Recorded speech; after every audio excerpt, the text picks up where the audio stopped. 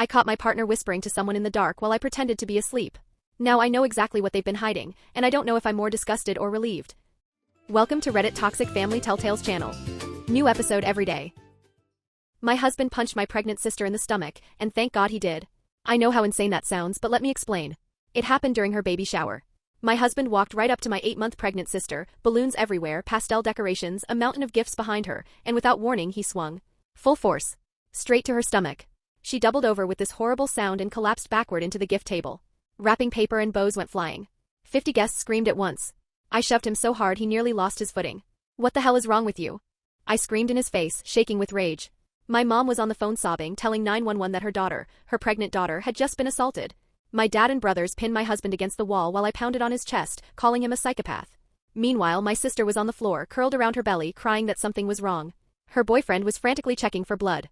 Guests had their phones out recording, my grandmother was clutching her chest like she might collapse, and my aunts were rushing their kids out the door.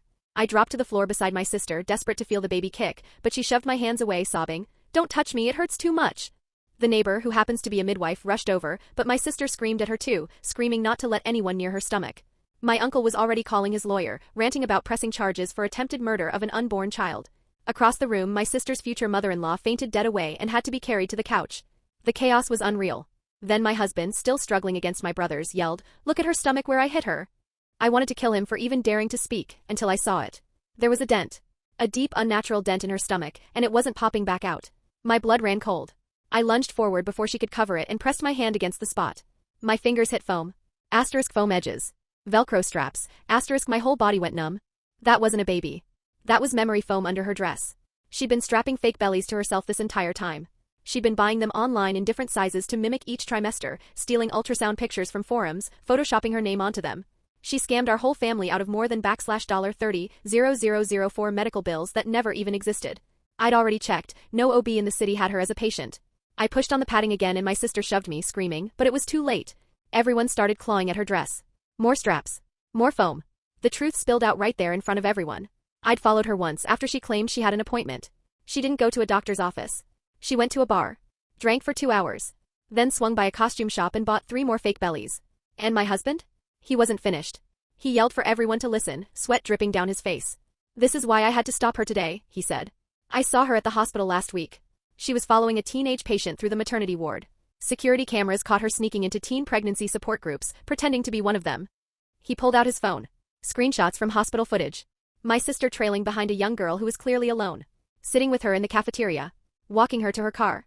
That girl's induction was scheduled for the next morning at 6 a.m. And my sister?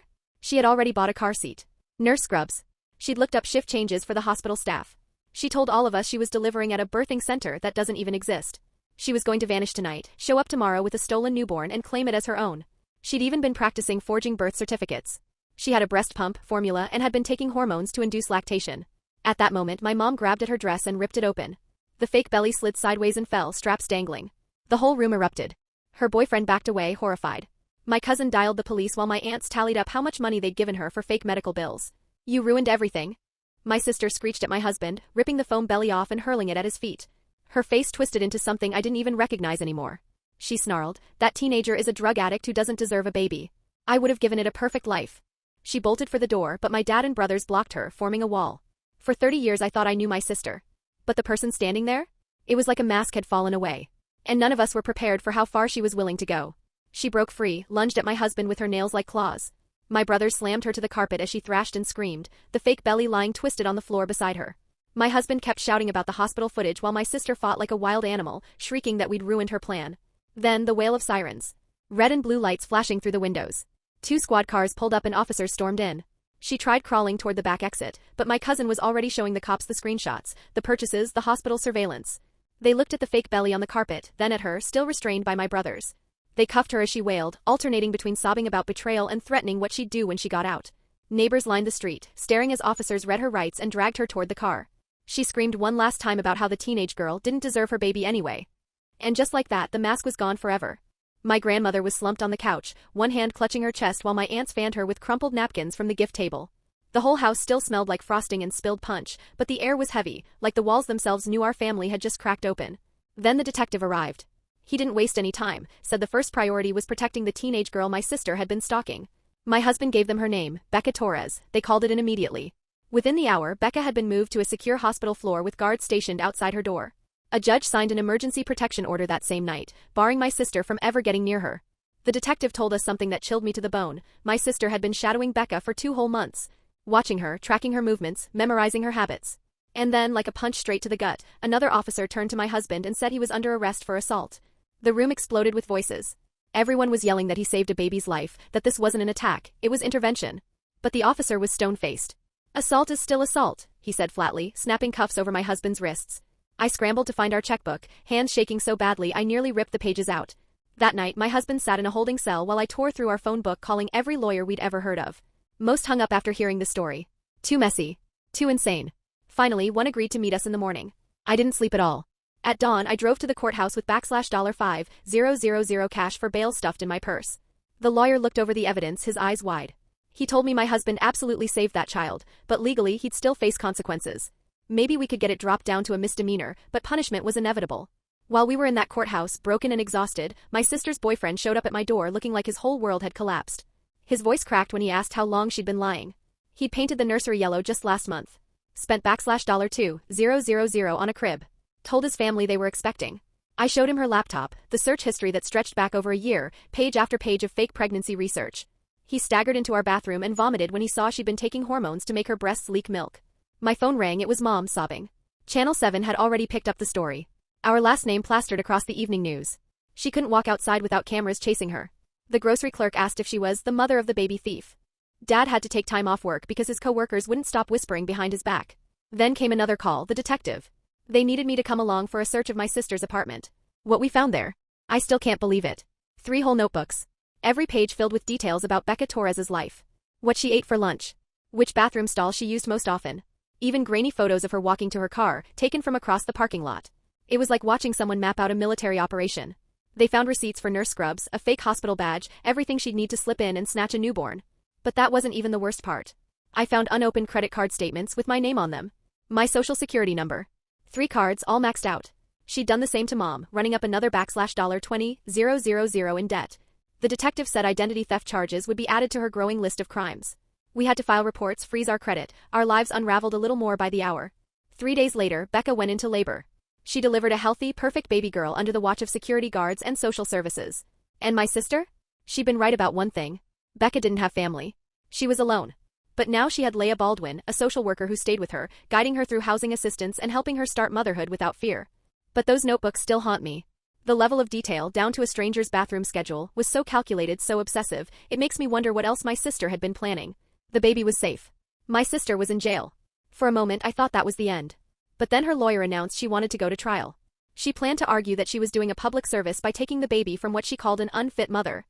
The prosecutor came to our house 2 days later carrying a stack of papers so thick it could have been a phone book.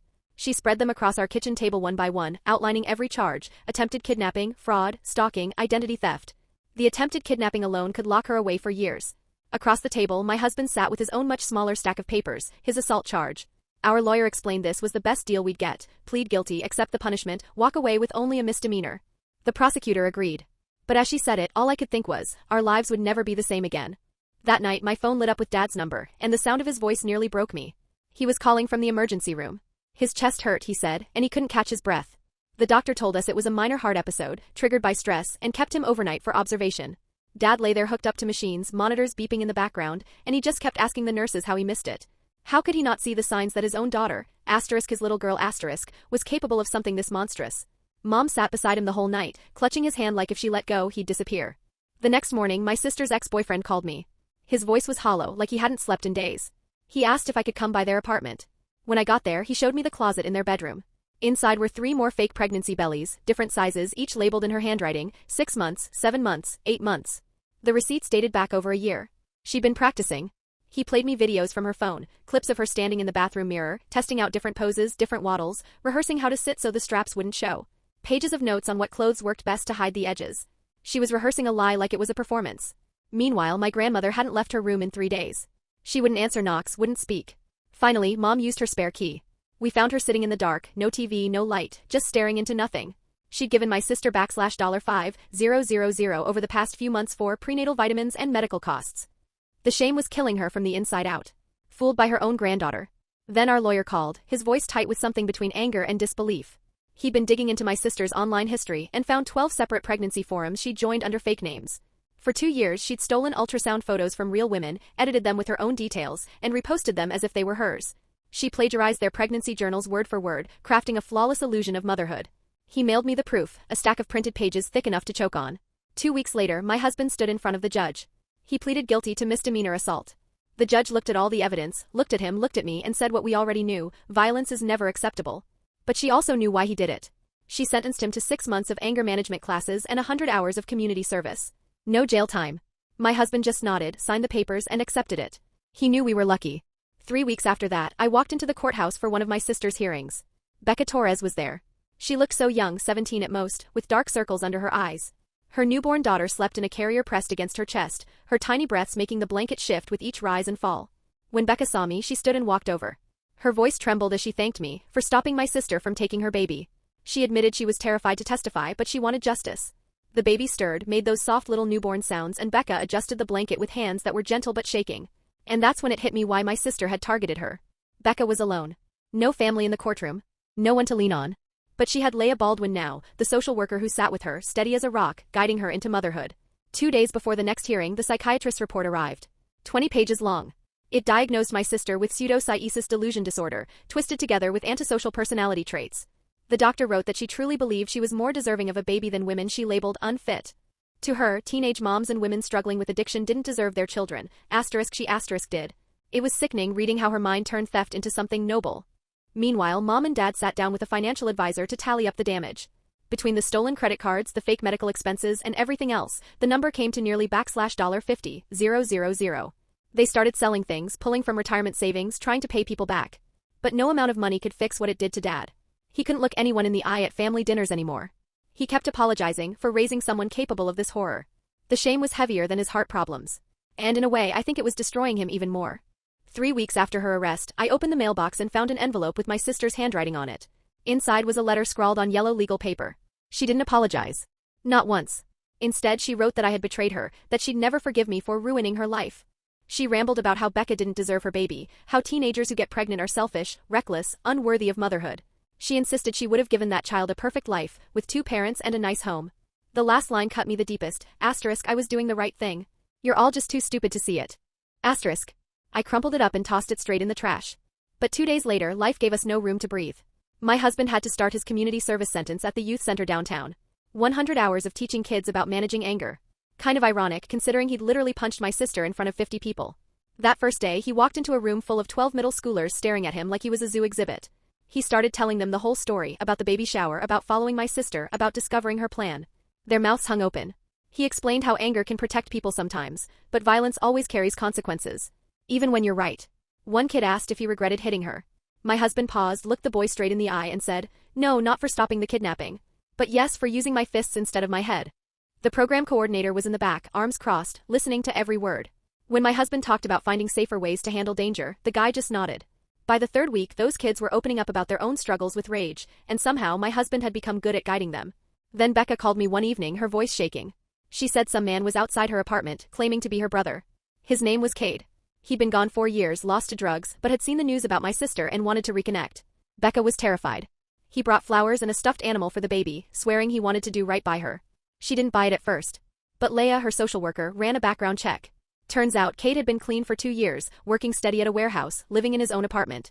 He kept showing up with diapers and formula until Becca finally let him meet his niece. Meanwhile, our family started therapy, everyone except my sister, who was still in jail. The sessions were brutal. We sat in a circle, confessing how betrayed we felt.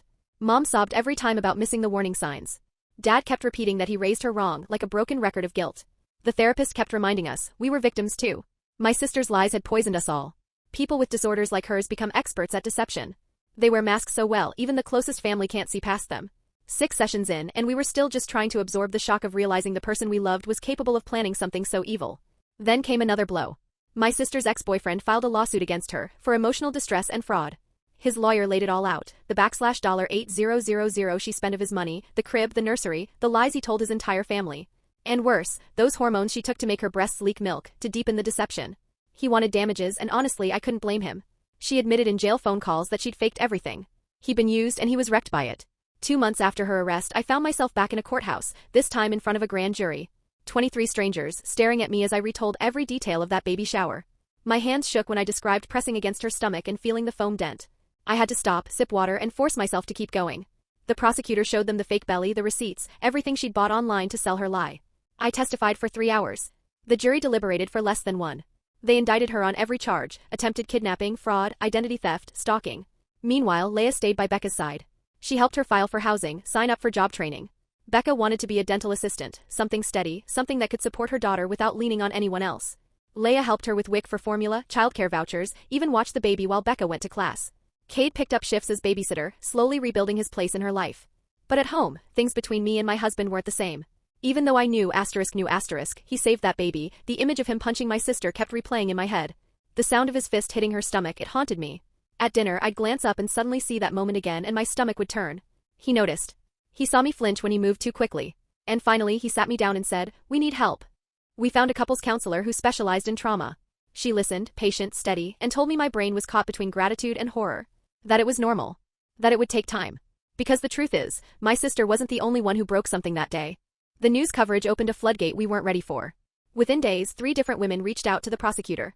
3 strangers, all with the same chilling story. My sister had been stalking them during their pregnancies too. One said my sister showed up at her prenatal appointments, asking invasive, bizarre questions about the baby's health. Another described being followed to a parking garage after a birthing class, where my sister cornered her and pushed for her phone number. The third woman had screenshots, proof my sister had infiltrated her private pregnancy Facebook group under a fake name, pretending to be supportive while fishing for her address. And just like that, we realized she'd been circling other victims long before Becca. Meanwhile, my uncle hired his own lawyer to claw back the $30,000 my sister had stolen from him. The attorney explained that waiting for criminal restitution could take years, so civil court was faster if we piled up the evidence. Suddenly, everyone in the family was tearing through old drawers and files, digging out receipts and bank statements. Relatives started remembering loans they'd given her for prescriptions, for ultrasounds, for emergency appointments. The number kept ballooning higher and higher. Then my sister pulled one of her wildest stunts yet. She fired her public defender. In open court she stood there, chin up, eyes blazing, and declared she would represent herself. She claimed her lawyer was part of a conspiracy to make her look insane, when in reality she was saving a baby. The judge immediately ordered another psychiatric evaluation. That psychiatrist spent 4 hours with her across 2 days, then reviewed every single recorded jail visit she'd had with us. Around that same time, Mom had her first panic attack. It happened in the most ordinary place, the grocery store. A woman she didn't even know walked up and asked, "Are you the mother from the fake pregnancy news story?" Mom dropped her basket and bolted. She sat in the car shaking for 20 minutes before she could even turn the key. That night, Dad found her sitting in the dark kitchen, crying that she couldn't face people anymore. The doctor diagnosed her with anxiety and prescribed medication. It calmed her racing heart, but it left her so tired she stopped going to yoga, stopped going to book club. Slowly, her world shrank down to the walls of her house. Meanwhile, life outside kept moving. Leah Baldwin kept visiting Becca and Cade, piecing together some kind of support system. Cade had been clean for 2 years, holding down construction work, but wanted to make up for the years he'd lost. Leah introduced him to her husband, Rayon, who ran a security company. He gave Cade a shot, overnight shifts watching office buildings. Cade moved into a small apartment near Becca's place so he could help with the baby whenever she needed him. At home, my husband hit the halfway mark of his 100 hours of community service. He came home one night talking about a kid named Isaac, a middle schooler who reminded him too much of himself at that age. The youth center had him teaching some basic self-defense, but mostly he was just listening.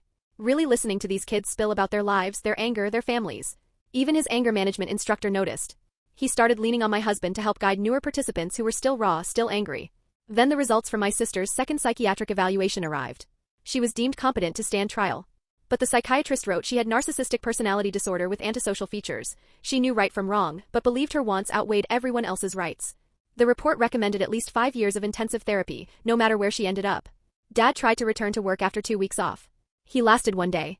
Came home early, shoulders slumped, and admitted he couldn't handle the stares, the whispers in the break room. His boss gently suggested early retirement, full benefits, 28 years of service. For the first time, Dad didn't dismiss the idea. He started to seriously consider it. That weekend, I was cleaning the garage when I stumbled on a dusty box, my sister's old stuff from when she'd stayed with us last year. Inside were printouts of articles about international adoptions. Some described babies being sold to wealthy couples for $50,000 or more. My stomach turned as I read her notes in the margins. She'd highlighted weak spots in certain countries' adoption systems, scribbled about how to forge documents, even bookmarked cautionary tales of people getting caught, with her own notes about what mistakes they made. I handed the box straight to the prosecutor. She flipped through the pages, her face hardening. "This shows premeditation," she said flatly. And if she had succeeded, it could have crossed into human trafficking. It was the moment I realized, my sister wasn't just sick. She was dangerous. Frank, my husband's anger management instructor, was this tough-as-nails older guy who'd spent years as a Marine and then a cop before becoming a counselor. He didn't sugarcoat a single thing. After the group sessions, he started pulling my husband aside for one-on-one talks. Protecting people is not the same as attacking them, Frank told him over and over. He made my husband write out everything he felt in the seconds before he threw that punch at my sister, what he saw, what he thought, what he could have done differently. Then they'd role-play scenarios, forcing my husband to practice de-escalation even when he knew someone was dead wrong. While that was happening, the prosecutor called me about a plea deal for my sister, 15 years, parole possible after 7 if she completed psychiatric treatment and showed real remorse. The other option? Roll the dice at trial. If convicted on all charges, including attempted kidnapping of a minor, she could be looking at 25 to life. Meanwhile, Becca's life was moving forward. She got accepted into a GED program for young mothers. Classes were 3 nights a week plus Saturday mornings with free childcare included. Cade shuffled his work schedule so he could watch the baby while Becca studied, and Leia helped them set up a routine. Becca was determined, GED first, then dental assistant training the following year. The baby was thriving, even sent us her first smiling photo. It felt like hope, pure and simple. Then came my sister's reaction to the plea deal. Her lawyer barely got through the explanation before she exploded. She started yelling that she hadn't done anything wrong, that the jury would understand she was only trying to rescue a baby from an unfit teenage mom. When her lawyer tried to explain the mountain of evidence against her, she cut him off, fired him right there on the video call. The judge appointed another public defender, but she refused to meet with them. Filed paperwork again to represent herself. Guards reported she wasn't taking her prescribed medication either. Instead, she camped out in the jail's law library, combing through cases of people who beat kidnapping charges. She was also writing letters to anyone who'd listen, painting herself as some kind of martyr being punished for trying to save a baby. At home, therapy sessions with my family became a weekly ritual. Every Tuesday afternoon, we sat in that office that smelled faintly of vanilla candles and old library books. The therapist pulled out a massive whiteboard and started building a timeline of my sister's lies. 5 years ago, remember when she said she had cancer? We all shaved our heads in solidarity. Dad later discovered she'd never even visited the oncologist she named. Another time, she swore she'd been accepted into nursing school. In reality, she was working at a gas station across town. One by one, the therapist added lie after lie, each marker squeak another gut punch. Mom cried through most sessions, her hands twisting tissues, remembering how my sister used to approach pregnant strangers in grocery stores, asking to touch their bellies with this almost hungry look in her eyes. The therapist said something that stuck, asterisk, you were all in denial. Because facing the truth meant admitting someone you loved was capable of terrible things. Asterisk. Eventually, my husband finished his last day at the youth center. The kids surprised him with a little goodbye party, homemade cupcakes with too much frosting. Isaac, the boy he'd mentioned so often, handed him a handwritten letter. In it, Isaac explained how my husband's story helped him understand his own anger, how he was learning to count to 10 and walk away instead of lashing out at his stepdad. 3 other kids wrote notes too. My husband folded them up and slid them into his wallet. He still carries them. Before he left, the director asked if he'd come back as a volunteer basketball coach. Then we got another call from the prosecutor, this time inviting us into her office downtown. The walls were lined with law degrees, family photos, and kids' crayon drawings. She spread thick files across the table, the weight of the case heavy in front of us. The trial was set for 3 months away. My sister was still dead set on representing herself, planning to stand before a jury and argue that she'd been performing a public service by targeting what she called an unfit teenage mother. The prosecutor slid over some of my sister's motions. In black and white, my sister accused Becca of being on drugs. Every single test had come back clean, but the prosecutor warned us, asterisk, she's going to try to paint herself as a hero. She'll try to make it look like she was saving a baby from neglect. Asterisk. And in that moment I realized, my sister wasn't just on trial. She was ready to rewrite the entire story, no matter how many lives she destroyed along the way. Mom and Dad finally made the hardest decision of their lives. They met with a real estate agent about selling their mountain vacation home, the one where we'd spent every Christmas for 2 decades. They'd poured their love and sweat into fixing that place up, but now it had to go. The money was needed to pay back everyone my sister had conned. Uncle got $500 back, my aunts were reimbursed too. Grandma refused to accept a dime. She just shook her head and said she didn't want their money, she only wanted peace for all of us to heal.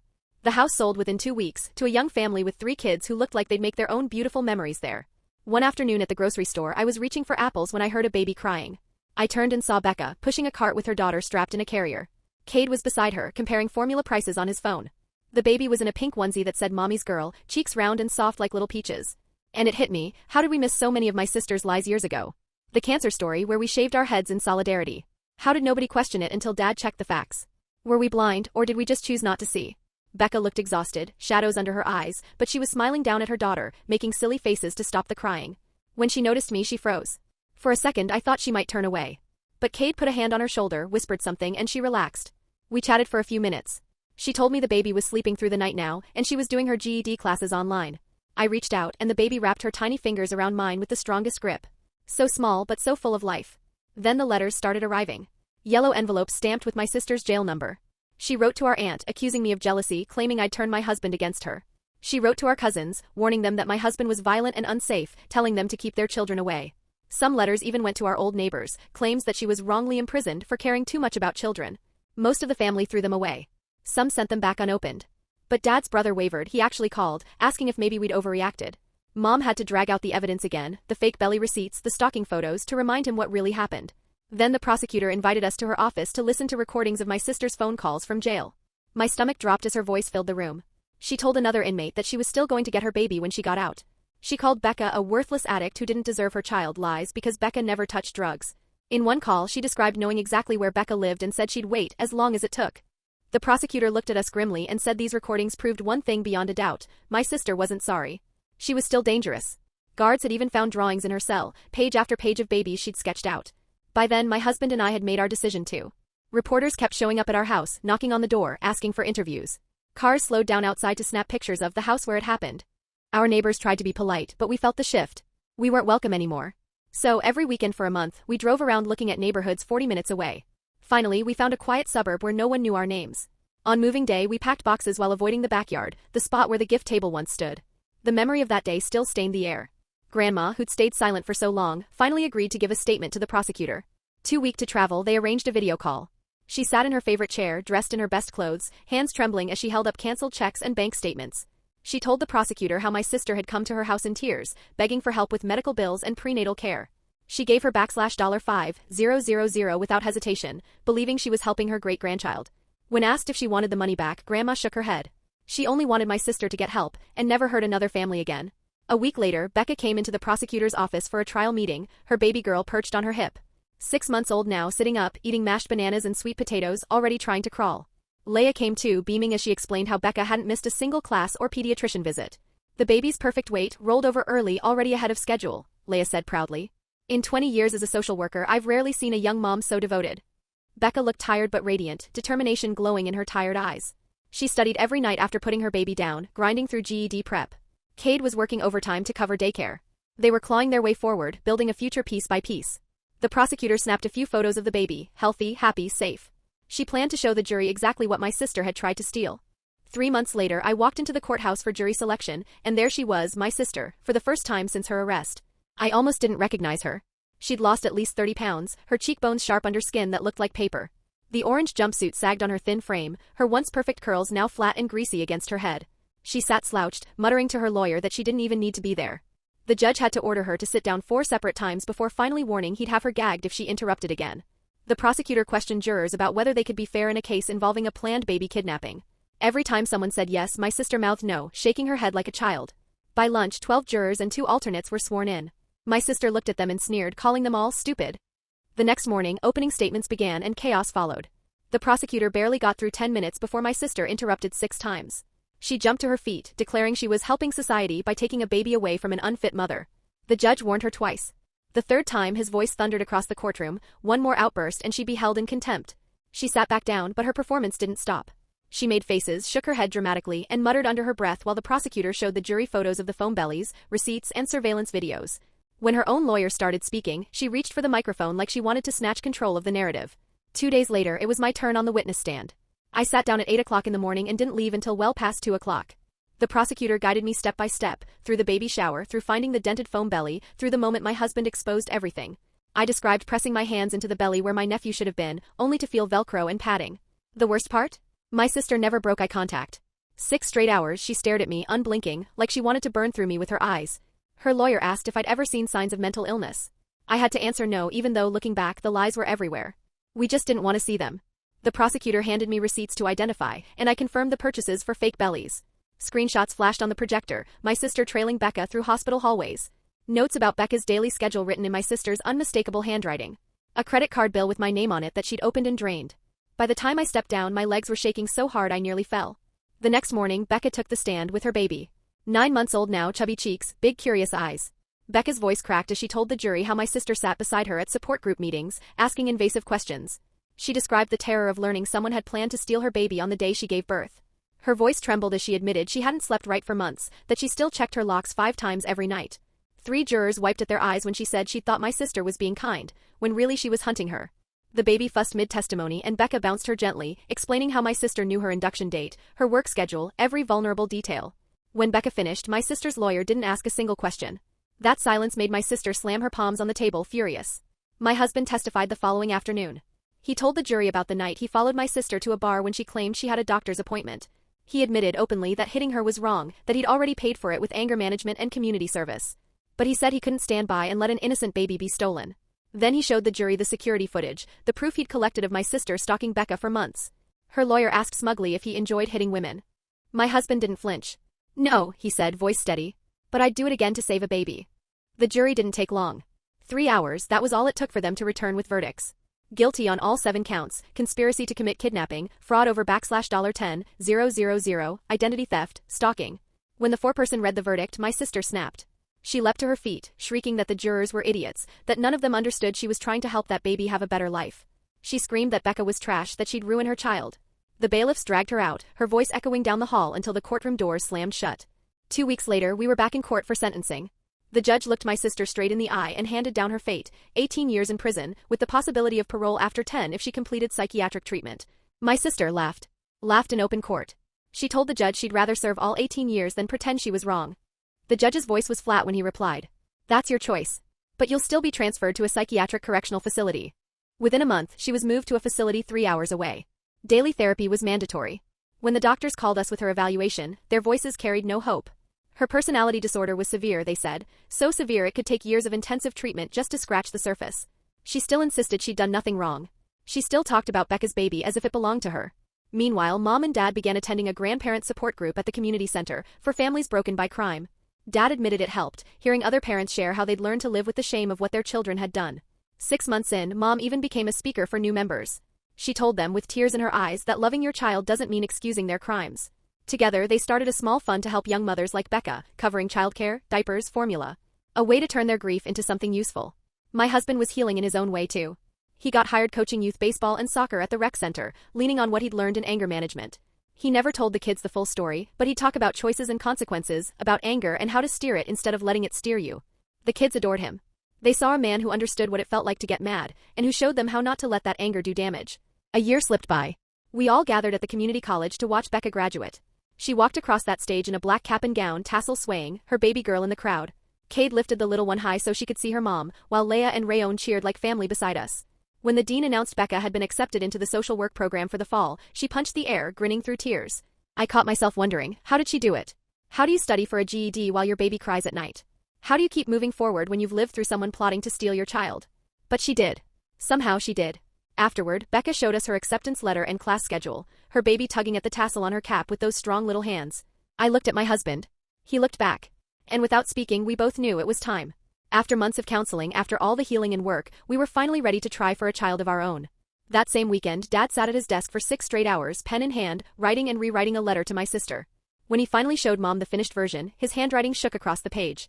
He told her he loved her, but until she faced what she'd done, until she took responsibility, he couldn't have contact with her. His hands trembled sealing the envelope. Mom drove him to the post office because his eyes were too wet with tears to see the road. Our extended family started inching back together too. Small dinners here and there. Uncle hosted Thanksgiving with just 12 people instead of the usual 40. But you know what? For once, everyone actually talked. No pretending, no fake smiles. Just honesty. My cousin even brought her new boyfriend. And nobody asked about my sister. Not once. And for the first time in a long time, the silence felt like peace. 3 years into her sentence, the psychiatric facility called with an update I never thought I'd hear. My sister had finally started participating in group therapy. The doctor said she admitted for the very first time that she needed help. It wasn't a full breakthrough. She still wouldn't apologize. She still wouldn't say she was wrong. But at least she'd stopped insisting Becca didn't deserve her child. For us, that was something. Meanwhile, Becca was thriving. She completed her first year of social work classes and picked up a part-time job at the women's shelter downtown. She started leading support groups for teen moms, using her own pain as proof that healing was possible. Her supervisor wrote that she was the best peer counselor they'd ever had, because she wasn't just teaching, she was living what those girls were going through. Around that same time, my husband and I got the news we'd been waiting for. I was pregnant. We chose the name Hope before we even knew she was a girl. We needed something bright, something good, to carry us through the shadows of the past. When she was born, the nurse asked if we wanted her name in the paper's birth announcements. We just smiled and said no. When strangers at the grocery store asked about Hope's aunt, we kept it simple. She's getting the help she needs, we'd say. No more explanations. No more excuses. The rest of the story wasn't theirs to know. 5 years after that nightmare of a baby shower, our family finally found a new rhythm. Weekly dinners. Monthly game nights. We had security cameras now. Mom kept the doors locked even in broad daylight, something she'd never done before. Dad returned to church, finding peace by volunteering at the food bank every Saturday. My husband coached 3 youth teams, teaching kids how to channel their anger into something constructive instead of destructive. And me? I watched Hope at the park, her curls bouncing as she ran, and I made sure she grew up knowing her voice mattered. That family means love, yes, but it also means accountability. You don't excuse people who hurt others, no matter who they are. Last month, the psychiatrist called again. Progress was slow, they said. Years more treatment would be needed before any talk of release. We thanked them for the update, but we didn't visit. We didn't write. We'd learned too much. We knew the red flags now, the little lies, the manipulations, the way she always played victim. We stopped brushing those things off. We stopped making excuses. Mom joined a support group for parents of children with personality disorders, eventually becoming their secretary. She told newcomers the truth. Mental illness explains behavior, but it never excuses hurting the innocent. Dad wrote nightly in his journal about forgiveness, boundaries, and what it means to love someone from a distance.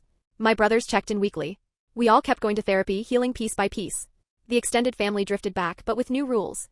No more cash gifts. No more blind trust. Every expense came with receipts. When Hope turned 3, she asked why she only had one aunt when her friends had more.